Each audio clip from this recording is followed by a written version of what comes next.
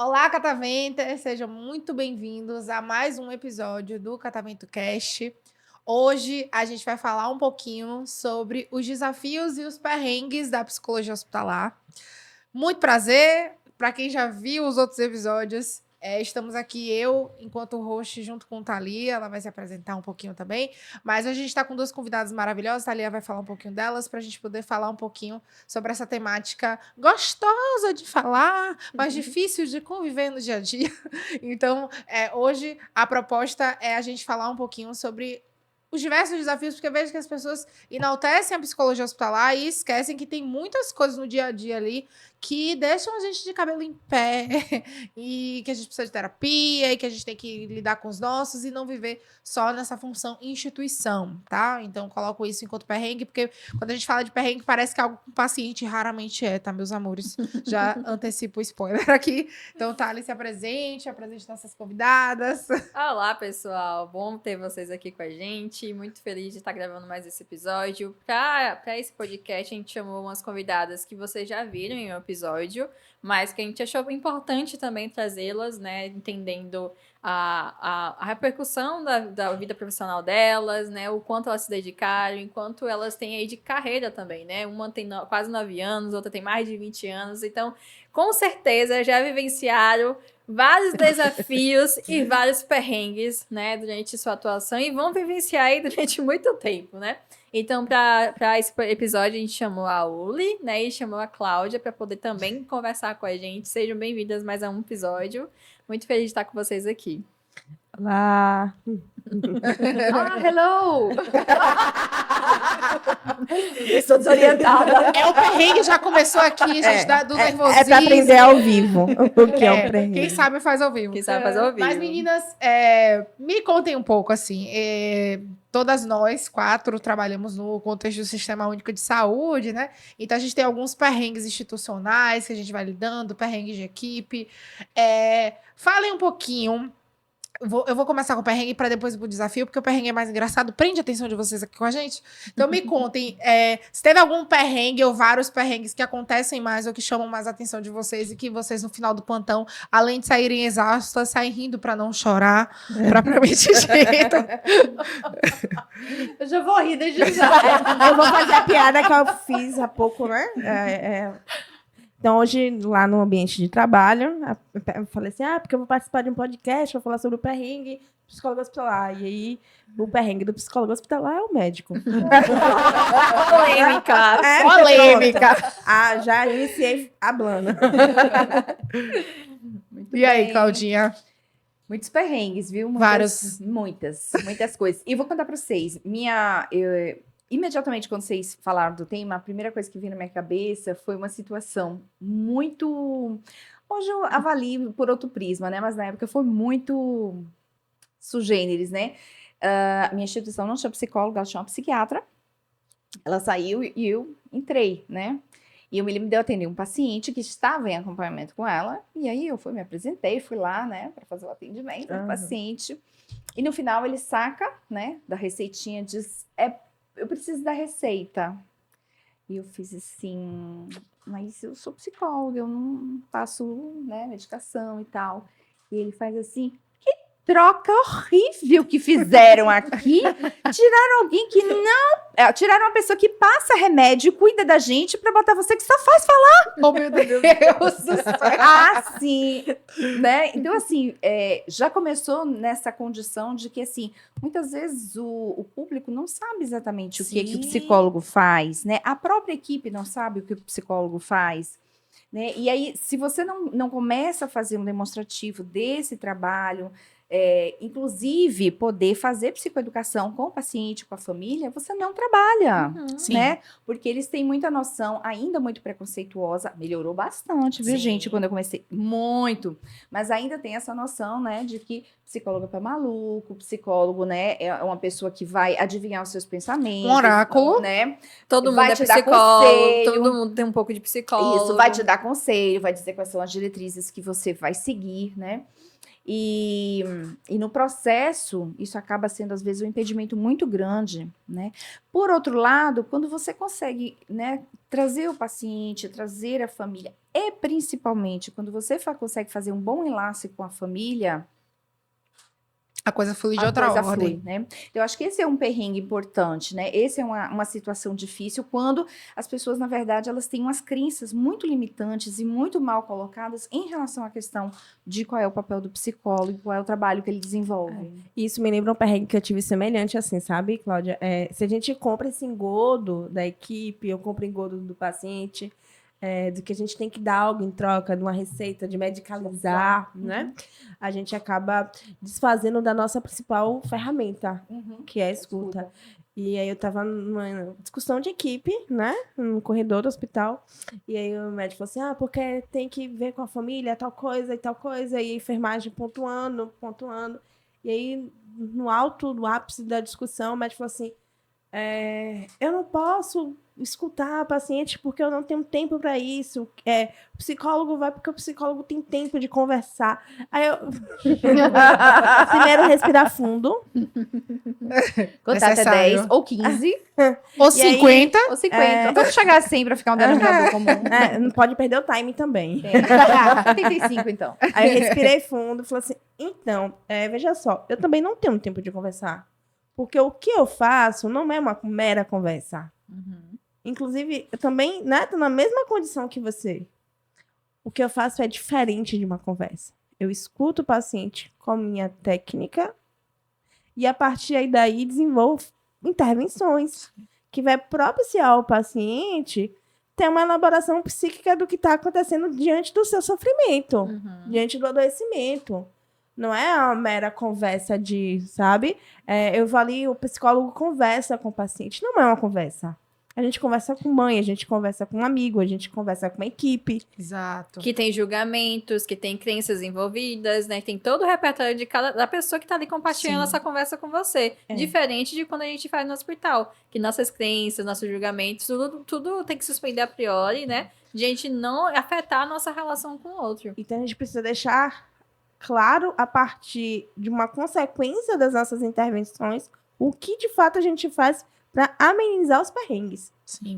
Eu passei por um perrengue hoje. Ah, Foi. Fresquinho esse, saidinho. Cheguei cedo, né? Eu sempre chego muito cedo.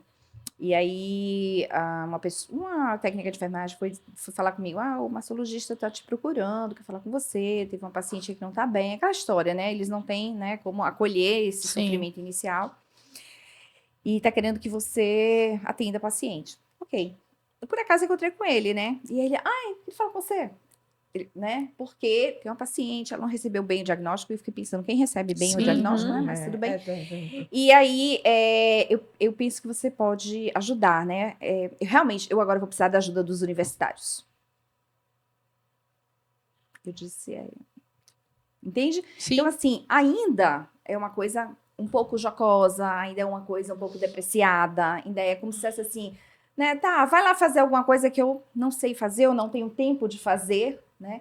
Como se aquilo fosse uma coisa menor, né? Porque o mais importante eu já fiz, que foi diagnosticar, encaminhar, fazer, né? E o paciente compra isso. Compra. Então, eu abri a perspectiva de um atendimento para a paciente acabou indo para um oncologista, depois... E aí, eu aguardando, fui procurá-la, né? Vamos. Não, eu vou primeiro passar na enfermagem, depois que eu resolver tudo, se der tempo, aí eu vou lá falar com você. Exato. Né? Então, assim, é um sistema que ainda, às vezes, deixa a gente numa posição, se a gente, aos poucos, não começar a mostrar trabalho realmente, a gente começar, né, a poder trazer uma instância diferenciada, a gente não vai sair desse lugar. E eu acho que um dos maiores perrengues que a gente passa enquanto psicólogo hospitalar é essa noção do bombeiro, né? Sim. Que vai apagar incêndio. todos os fogos ali que acontecem, todas as rusgas que acontecem. Eu tenho vários perrengues para contar, né? Para quem trabalha em nefrologia sabe que é um verdadeiro caso de família. Isso. Eu me sinto aquela ruiva lá que eu esqueci o nome que trabalha. Naí. Naí, meu amor. Tamo junto, querida, porque assim, Excelente. eu me sinto ela, assim, às vezes o couro tá comendo ali e as pessoas me chamam como se eu fosse resolver. E engraçado que nesses anos de percurso enquanto equipe, eu nunca disse que eu não apago fogo, mas eu também nunca apaguei fogo nenhum, às vezes eu até taquei querosene. Sim. E A aí... gente faz isso, né? Então, né? Eu percebo que muitas vezes a minha presença só já apaga alguns fogos. Cheguei nesse momento, assim, não só do ponto de vista do paciente, tá, gente? Porque geralmente quando a equipe aciona a gente para apagar fogo é porque tá tendo alguma rusga com a própria equipe. A equipe percebe que quando eu entro na cena já fica assim, a psicóloga chegou. Outro dia eu cheguei lá, tava um paciente discutindo com a técnica por uma questão que ele tava sentindo dor e parece que a medicação não tava fazendo efeito. E aí ela chegou e tava chorando muito. Aí ela disse assim, Amanda, quando você chegou, parece que minha vontade de chorar passou. E aí eu disse assim, mas eu não fiz nada. Ela disse assim, você faz todo dia.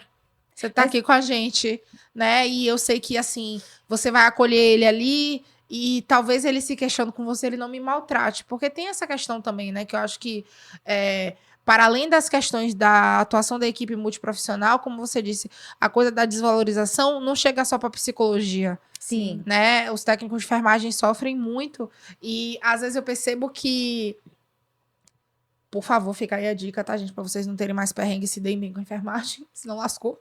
Quem movimenta o hospital. Elas são as donas da donos. porra toda, gente. Desculpa. Né? Bota um pi aí. Elas mandam em tudo, então a gente tem que se dar muito bem com elas. Então, assim, às vezes eu percebo que são as que mais acionam e são também, em contrapartida, as que estão mais próximas dos pacientes, que cuidam mais, mas também que tem mais rusgas dos pacientes. Então, a gente vai lidando ali, né, com isso direto. Então, hoje, por exemplo, eu tive um perrengue chique, né, lá. Simplesmente o ar-condicionado central parou de funcionar. Então, pense, né, o perrengue chique, a pessoa minando com um jaleco. Eu pingava, gente, igual um cuscuz. Amiga, todo dia. Eu falei, o que é isso? O que é isso, cara? E eu lá pingando. E aí, eu disse, eu estou num perrengue chique, cara, assim, eu tô empregada, graças a Deus, meu jaleco é novo, minha Crocs é nova, eu tava toda animada. E aí, eu cheguei lá, comecei a pingar. Aí, tá lá o couro comendo, os pacientes, vai Porque ficam tudo, né, mais incitados. vai proliferar a bactéria. Não sei o que. E eu, ai, meu Deus. Aí vem a CCIH pra explicar e tal. E eu ali no meio daquele couro comendo, aí começa a enfermagem. Amanda, por favor, a paciente tá em surto psicótico. É só calor, gente. É só calor, amor. Aí cheguei lá, a paciente, vem cá, minha filha, suando do jeito que você está. Você ainda vem me atender? Você quer um papel pra você mandar? Eu disse, meu Deus do céu. Eu disse, gente, é isso, entende? Assim, aí ficou todo mundo assim, meu Deus, olha a Amanda ali. Tipo assim, a psicóloga não pode suar. Gente, eu não sou um boneco de cera, tá? Aviso desde já. Que eu até tento fazer o semblante às vezes, mas não sou um boneco de cera. Então, a gente vai lidando com essas questões e ainda querem que a gente resolva. E os pacientes localizando isso. Tipo assim, chamaram a psicóloga pra fazer a gente ficar de boa, mas não tem como ficar de boa porque nem a psicóloga tá um calor desgraçado, né? Então, são essas pequenas coisas ali que a gente vai lidando e que a gente vai sendo acionado. E eu confesso a vocês, eu não apago fogo nenhum, às vezes até boto querosene, mas eu tô em todos os fogos, assim. A impressão que eu tenho é essa. Por que eu tô em todos? Pra ver se é meu mesmo. Eu gosto de ir lá dar uma passada. Assim, tá? E a gente gosta, né? A gente gosta do caos. É sobre. A gente... Você tava falando, Amanda, eu fiquei pensando uma coisa que, assim, agora que você tá falando, eu também tô percebendo, fiz um link aqui na minha cabeça agora, que às vezes eu dou um pouquinho de ousadia pros perrengues, porque eu acho que também é um momento de enlace com o profissional. Sim, total. Né? Então, por exemplo, eu não disse nada ao médico hoje, absolutamente nada, mas eu acho que eu fiz um olhar que, com certeza... Ele tá levando o olhar até agora de tarde. Ele entendeu. Com certeza. Ele entendeu. Então, assim, eu acho que a questão do perrengue, ela também pode abrir portas. A gente pensa, muitas vezes, que isso é o entrave, é o nó, dificulta. Sim, mas isso também abre portas, porque é aí que as pessoas também vão conhecer. Você pode falar de uma forma diferente. Você pode falar de um lugar diferente. A gente cria possibilidades ali de senso de pertencimento. Isso. E deixo o segredo aqui pra vocês, tá, gente? Que a gente brinca, nunca diga que o plantão está tranquilo. Quando o plantão é tranquilo, é um saco. Murphy ouve. Não, amor, mas quando... de Murphy. Eu vou falar logo. Quando o plantão tá tranquilo, é um saco. Eu gosto quando tem coisa acontecendo. E eu acho que é a partir do caos que as coisas se reorganizam, né? E é uma oportunidade de mudar. E é onde o paciente ele é verdadeiramente ouvido, né? Então, assim, a queixa gera demanda. Se o Sim, paciente está gritando, tem alguma coisa ali que precisa ser escutado. E aí tem uma questão que a gente pode entrar no engodo, de que a equipe também entra dentro do caos. Sim. Sim, claro. Aí eu vou contar. Aí, às vezes, assim, quando a família tá num momento de desconforto, desestabiliza a equipe.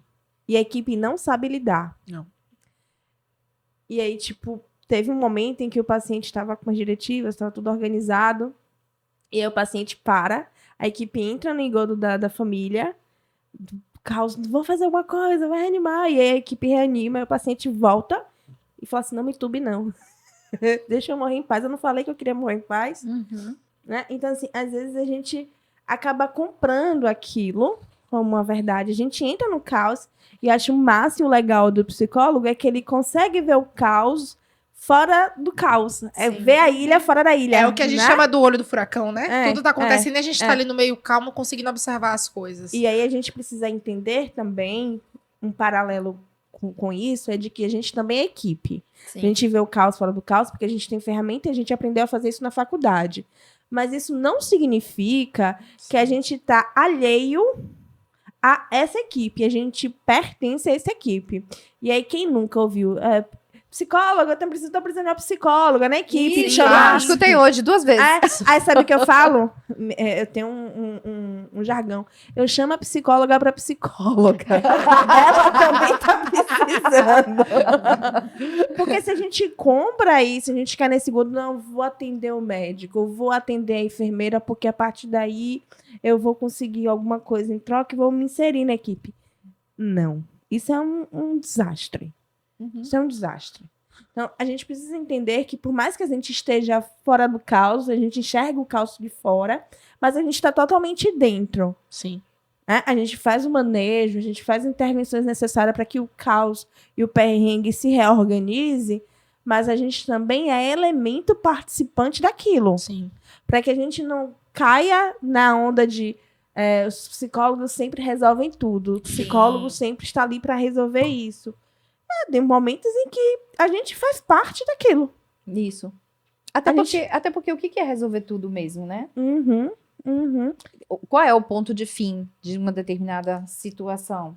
E eu vejo muito colegas que entram verdinhos, assim, entram sem saber o que é psicologia hospitalar e caem nesse engodo de eu vou atender paciente, eu vou atender família e vou atender equipe. Isso foi uma prerrogativa que deu na pandemia por conta do sofrimento psíquico dos profissionais de saúde, mas é importante a gente fazer uma rachadura nisso, no sentido de separar e entender que existe a necessidade de ter psicólogos para atender a equipe, mas que não seja o da equipe. É uma coisa que eu sempre até sinalizo para minha equipe, porque uma das coisas que acontece às vezes é porque, assim, lá na minha empresa, ele tem um programa de saúde mental, né, de autocuidado pro colega. E eles não querem. Eles querem comigo. E por que eles querem comigo? Porque existe um vínculo. Claro. Existe uma... Ai, Amanda, mas você já tá aqui, eu já te conheço, eu confio em você, por que você não pode me atender? E eu fico assim. Pense aí comigo, se você me diz que você não gosta de idoso. Não gosto de idoso, Amanda. Eu não suporto cheiro de velho. Não gosto de velho.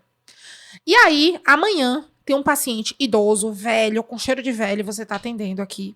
Isso quer dizer que você vai ser um profissional ruim? Não. Mas eu vou ficar... Meu Deus, não era pra ele estar atendendo. E eu, Amanda, enquanto colega sua de equipe, não vou confiar mais em você. E eu acho que isso diz de um lugar de que a gente pode ser quem a gente é, com os nossos... o nosso escárnio humano dentro da nossa própria terapia, porque eu também faço a minha. Sim. Mas aqui dentro, enquanto equipe, a gente precisa ter uma coesão de discurso, de alinhamento, de olhar e de confiança. Então, esse lugar vai ficar muito claudicante se eu for te atender. Você vai né? ficar polida, porque você não vai poder ser você, psicóloga daquela equipe, porque ali na sua frente tem seu paciente. Eu não vou poder me queixar, eu não vou poder dizer, ufa, faltam 15 minutos que não tem admissão a no gente final do perde plantão. a nossa autenticidade. Exatamente. Então, Exatamente. Assim, a gente precisa ter muito cuidado com isso. Eu falo assim, onde eu ganho um pão, eu não ganho 2 pães. Exato, verdade. Né? Então é importante a gente poder fazer essa diferenciação e se colocar nesse lugar enquanto equipe para que a gente saiba de fato como manejar um perrengue. E aí é bom, interessante para que você que está estudante, que nunca está caindo para a queda da psicologia hospitalar, quando a gente fala que a gente trabalha com a tríade, né, paciente, família e equipe, e a gente até costuma falar, eu e a Amanda, que a gente também trabalha com a questão da instituição, a gente tem que responder à instituição também. Não quer dizer que a gente trabalha com a equipe no sentido de atendê-lo, de fazer intervenções com eles. A gente está ali, a gente pode fazer um acolhimento prévio e um encaminhamento, né? Sim. Mas não atendê-lo ali como se a gente atendesse o paciente e a família. A primazia do cuidado é o paciente, e a gente entende que nesse cuidado, o familiar também pode adoecer nesse processo, ele também pode sofrer nesse processo, então a gente também tem um olhar diferenciado para ele. E a equipe, nesse conjunto todo, tá ali que pode ser uma fonte de elo, né, no cuidado, ou realmente pode ser acabar sendo um fator de distância, né? Então a gente pode ser essa ponte, como um professor nosso, né, João fala. Vitor. O psicólogo é ponte. Então, às vezes, o paciente e a família tá desse lado e o profissional de saúde está desse lado. E parece que estão guerreando, né? Quem é o que tá certo, quem é o melhor.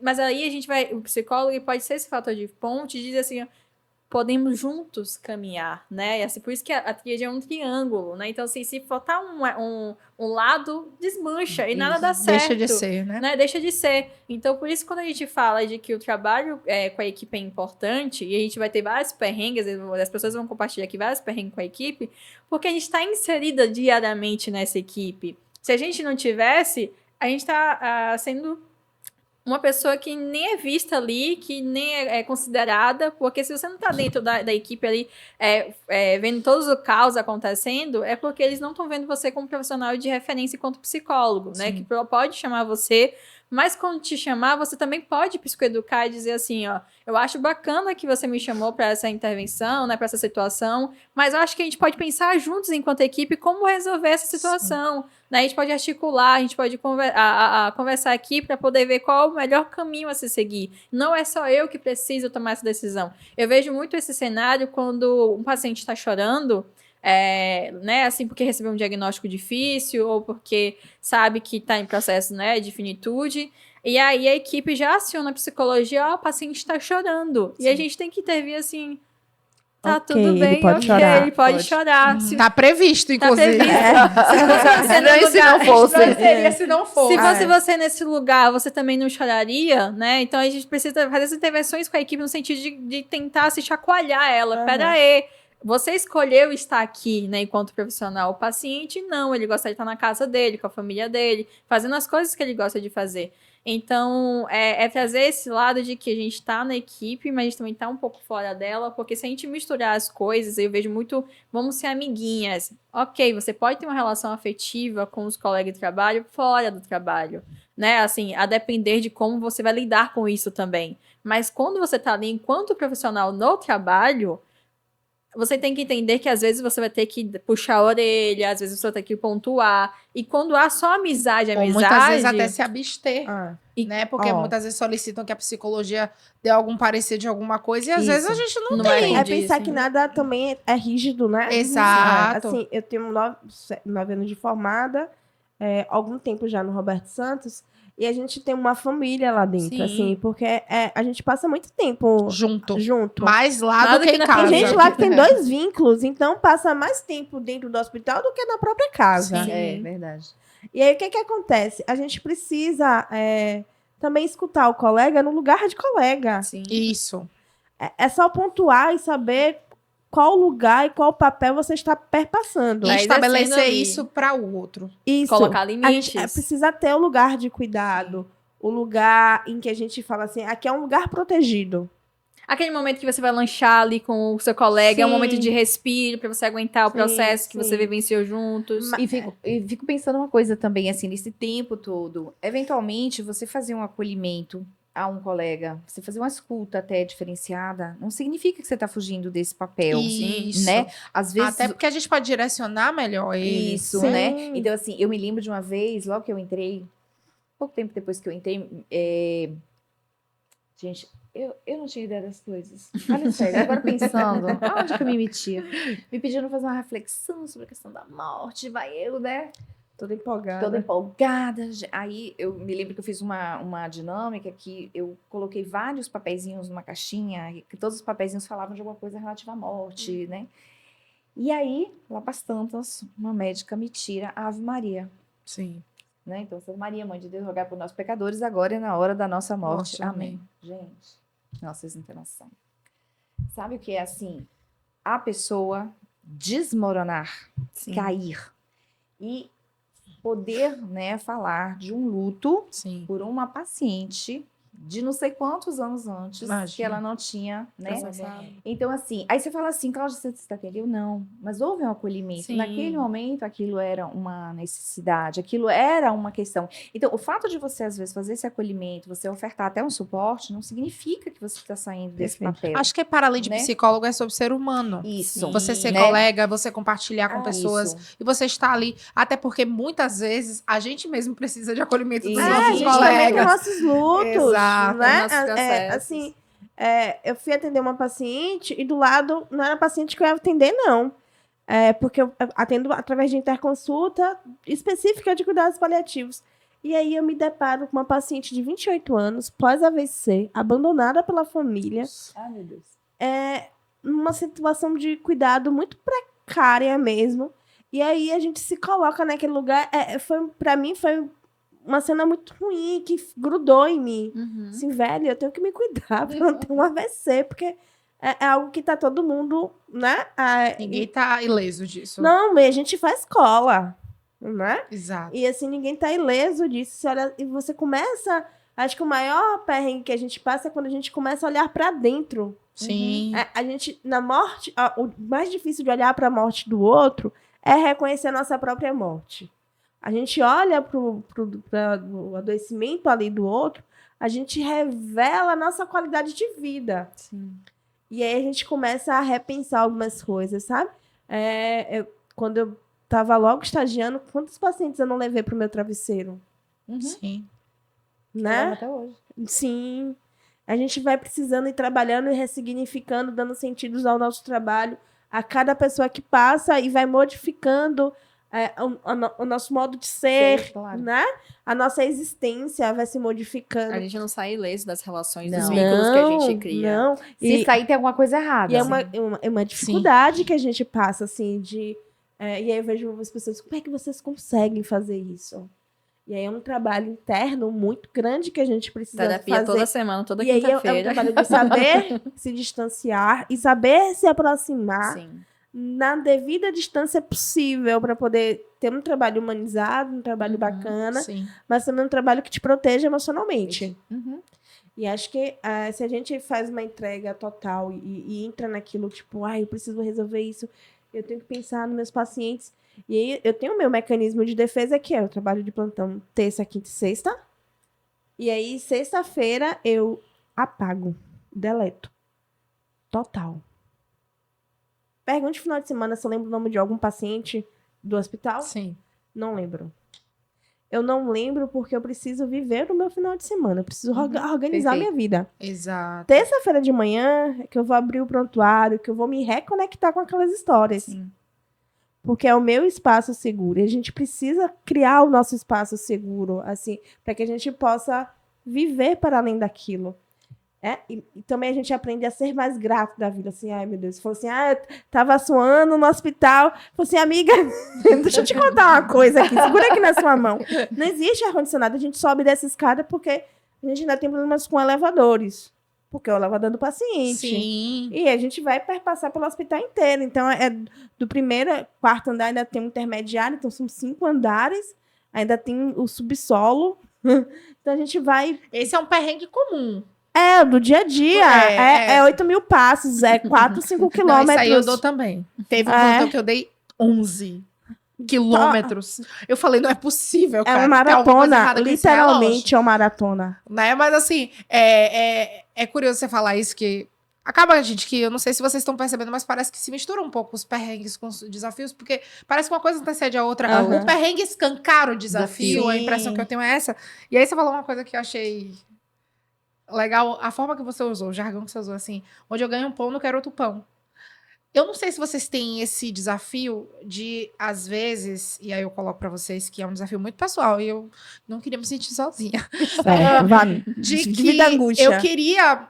Uma das coisas que mais me angustia muitas vezes sendo psicóloga hospitalar, porque eu também sou clínica, continuar ouvindo aquela história.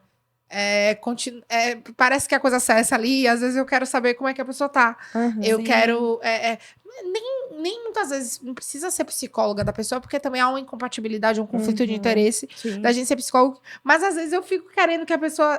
Quando o paciente às vezes volta até para agradecer e contar como ele tá, né? Quando são, claro, histórias que têm um sucesso ali num tratamento, ou até um apaziguamento de sintoma que a pessoa consiga ter uma qualidade de vida. Aquilo me dá um aquecimento no coração que é muito raro, né? E aí, eu acho que um dos desafios da gente não poder, onde ganha um pão, ganha o outro pão, né? É da gente não conseguir, muitas vezes, dar esse segmento da assistência. E aí, como boas transgressoras, quem sabe um dia a gente não vai ter um ambulatório pós-hospitalização que a gente Sim, possa dar breve. continuidade na assistência. Eu acho que o cuidados paliativos vai abrir a vertente com o ambulatório do luto, Sim. né? Que é o que eu já faço um pouco. E aí eu acho legal, eu sempre entendo que cuidados paliativos não se termina, e isso tá dentro do como você aprende, né? Sim. Não termina quando o paciente morre. E aí, só que a gente não vê isso muito acontecendo no cenário atual. É muito raro ver isso. E aí eu gosto de sempre de ligar depois, eu dou um tempo naquele processo burocrático, né? Enterro, documentos e etc. Às vezes leva uma semana, 15 dias, 20 dias para resolver todo esse processo. E aí eu gosto de entrar em contato para saber como é que o paciente tá. E aí, eu vejo diferença nisso, de dizer, nossa, você se preocupou comigo, o paciente já não tá mais aí, e você tá ligando pra mim. Hoje mesmo eu fiz acolhimento de 3 óbitos. Não é uma situação fácil, é um desafio pro psicólogo também. E você não tá no hospital, você tá no ambulatório. Eu tô em um ambulatório. Por mais que eu estude, por mais que eu gosto de estudar luto, finitude, etc., eu vou ter os meus desafios também. Mas eu acho tão importante ter esse contato posterior, porque meu cuidado não se encerrou ali, né? Ele precisa ecoar e ele precisa entender que eu tô ali caso ele precise. Aí, caso ele precise, eu acho legal pontuar que é um desafio de que alguns pacientes podem te buscar em horários inoportunos. Tipo, meia-noite, 3 da manhã, e te mandar uma mensagem. Porque eu ofereço meu contato para poder acompanhar. Como a Amanda fala, eu sinto a necessidade de... O ambulatório é só aquele atendimento agendado ali. Mas e posterior? Ele foi internado? Ele não foi? Como é que tá sendo os cuidados em casa? Sim. Então, eu gosto desse acompanhamento. Hoje é possível. Tem cenários que não é possível fazer isso, né? Porque você atende muitos pacientes. E como eu sou exclusivo de cuidados paliativos, né? É um número menor, eu consigo acompanhar. E eu fico feliz por isso. Mas se você também não impor limites de dizer, olha, eu só vou atender, só vou falar com você quando eu estiver no hospital. Fora de meu horário, se não for algo urgente, eu não vou responder. Se você não deixar claro isso, você também adoece. Porque a sua vida toda, o tempo todo, você vai estar pensando no paciente, nas condutas que você precisa fazer, como é que o paciente está. Não apaga. Não apaga, né? Não apaga. Então, é o alerta contínuo. E aí tem um burnout, aí depois A você gente faz precisa se por proteger compaixão. de A gente alguma precisa se forma. proteger. Então, assim, um desafio que eu percebo hoje, é isso, de que às vezes os pacientes te buscam fora de horário. Assim, gente, é meia-noite mesmo, manda mensagem. Tenta te ligar umas 8 horas, sabendo que não é horário comercial. E eu entendo que às vezes é um sofrimento, às vezes, na verdade, é uma dúvida. Eu posso ir amanhã, aí quer tirar de noite, né? Assim, mas ali não é só um local de dúvidas, ali é uma relação que eu tô tentando ver como é que você está dentro desse processo de adoecimento. Então, você precisa impor esses limites. E eu fui impondo, eu fui mostrando, ó, no horário que eu tô no atendimento, você pode fazer dúvidas, você pode tirar dúvidas, você pode fazer o que você quiser. Mas quando estiver fora dele, a gente precisa ter algumas regras, alguns limites pra gente poder funcionar bem. Porque senão eu só vivo trabalhando. Então, acho que esse é um desafio que pode acontecer com outros profissionais, porque mesmo no hospital, né, sem ser um ambulatório, eu acho que vocês dão, às vezes, o contato de vocês em algumas situações. Não, porque eu não dou... É um grande depende. Não, assim, eu tenho cerca de 4 pacientes que têm o meu contato. E por que eles têm o meu contato? Porque foi a forma que eu me disponibilizei ali, mas avisando, por exemplo, que meu número não é corporativo Sim. e que eu não estou autorizada para responder, por exemplo, ou bater papo Fora de horário. fora de horário. E isso já foi estabelecido lá no começo. Mas numa amostra de... Já perdi a conta de quantos pacientes eu já atendi na minha vida. É uma É, porcentagem pequena, são né? só 4.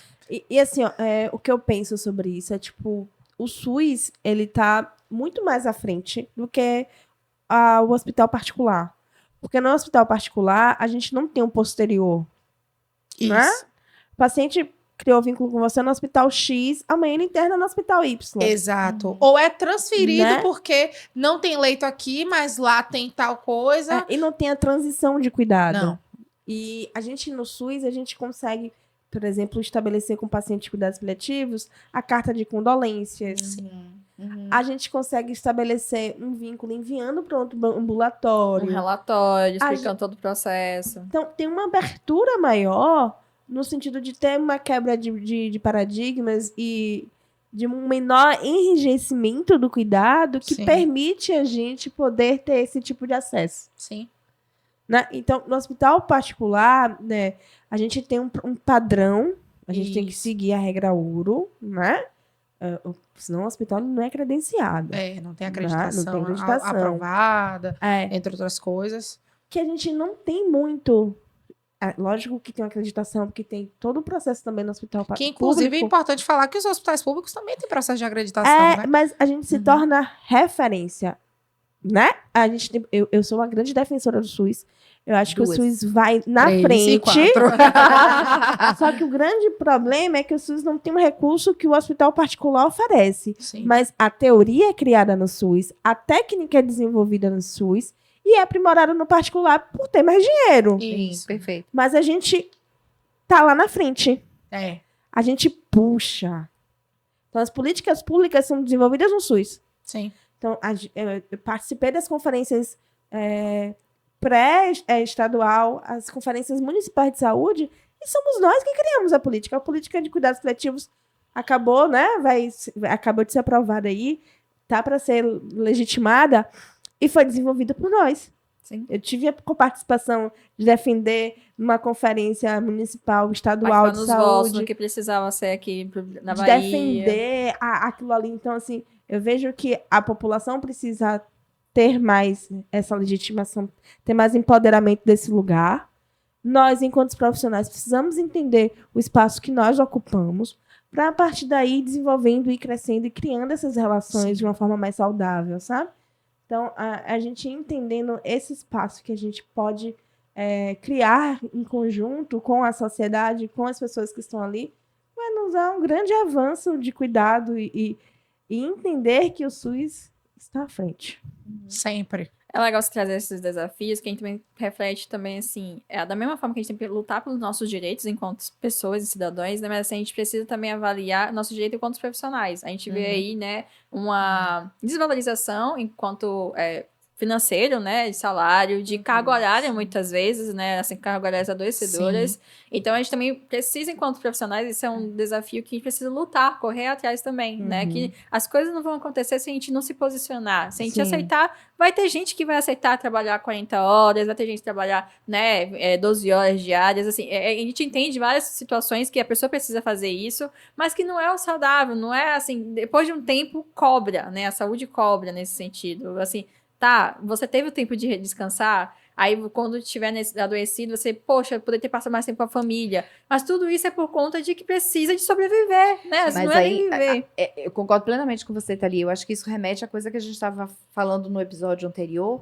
que é justamente da gente conseguir agregar os profissionais para que eles possam falar de uma forma única, né? Sim. E eu acho que na psicologia a gente tem muito pouco isso, Sim. né? As pessoas são muito Desligadas dispersas. umas das outras. Eu acho que as pessoas, na verdade, elas entendem que tem um conflito de interesse e por isso a gente não pode trabalhar junto. Uma grande bobagem. Sim. Mas isso não fomenta, né, a ideia, né, de que a gente tem muito a construir, inclusive em termos de conquistas a partir dessa junção. Sim. E a gente precisa entender que a gente só constrói, né? Você faz uma construção coletiva. Coletiva, isso. Uma construção única, ela não é construção única.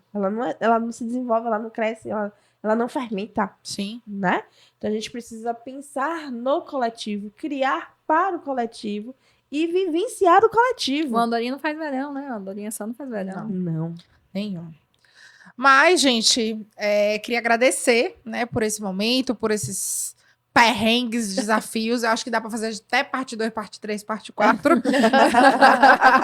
Mas só pra gente entender, gente, que apesar de todos os desafios, eu acho que vale a pena cada segundo. Ah, sim, sim. A impressão que eu tenho é essa, assim, que, como o Uli falou, né? Às vezes o maior desafio é a gente se debruçar com questões que são nossas, que se escancaram também lá dentro, Sim, de a claro. gente espelhar ali, né? E a gente tem que voltar pra gente naquele momento e se cuidar. Então, a gente aprende todo dia também. É muito fácil a gente falar do outro, né? E sem pensar no que aquilo também reverbera na gente. Exatamente. Apontar para o outro é muito mais fácil do que olhar para as minhas próprias questões. Somos seres humanos, temos questões existenciais que precisam estar sempre trabalhando. Não é E não porque- existe neutralidade, né? No Não, fazer PC. não. Isso é uma falácia, Uhum. né? E eu acho assim, a cada dia que a gente passa por um desafio, a gente não cresce só profissionalmente, mas como pessoa, como ser Uhum. humano, todos os dias. Os desafios estão aí pra poder a gente se movimentar. E Né? atravessar, né? Eu acho gostosinho, não sei vocês, assim. Ai, cara, é uma cachaça, né? Eu gosto, Mas é aí minha eu vou, cachaça. mas eu vou fazer uma pergunta. E alguém gostaria de não estar fazendo isso? Não! De forma alguma. Se fosse dada a oportunidade de novo, todo mundo agarrava. Mulher, eu digo a você, se me chamar agora, eu tô indo lá plantão mesmo, cansada. Assim, mas no final de semana pago. Não, cansada não. Não, mas Não. assim, como hoje eu dei um plantão menor, eu tô sentindo saudade. Não me arrependo, Uhum. né? De ter, muito de ter disso. feito essa trajetória. Uhum. De estar fazendo essa trajetória. Não, também não queria fazer diferente. Não, e quando a gente traz, como tem duas pessoas que trabalham com cuidados paliativos, a gente vê um desafio aí grande também, né? Que a gente tá conquistando esse espaço, né? Então, Tá construindo. Falta um grande novo perrengue. fazer. Qual é o grande perrengue? O nosso contra-cheque. Você jura que vai puxar essa pauta? Jura? Não, já tá acabando. Mulher, mas Fica pra parte 2. fica pra parte 2, depois a gente comenta sobre isso. Mas assim, eu acho que acima de tudo é pensar de que, apesar de tudo, apesar de você, amanhã há de ser Tem outro outro dia. dia. Né? Então, muito obrigada, gente. Até o próximo episódio. A gente vai se encontrar aí nos próximos. Não esqueçam de comentar, compartilhar com as pessoas e deixar aqui algum tema que vocês queiram ver, algum convidado até aqui de Salvador que vocês queiram que a gente traga para poder conversar, entrevistar ou falar sobre alguma coisa aí que atravesse nesse universo do fazer da psicologia hospitalar. Um beijo e até e mais. até a próxima.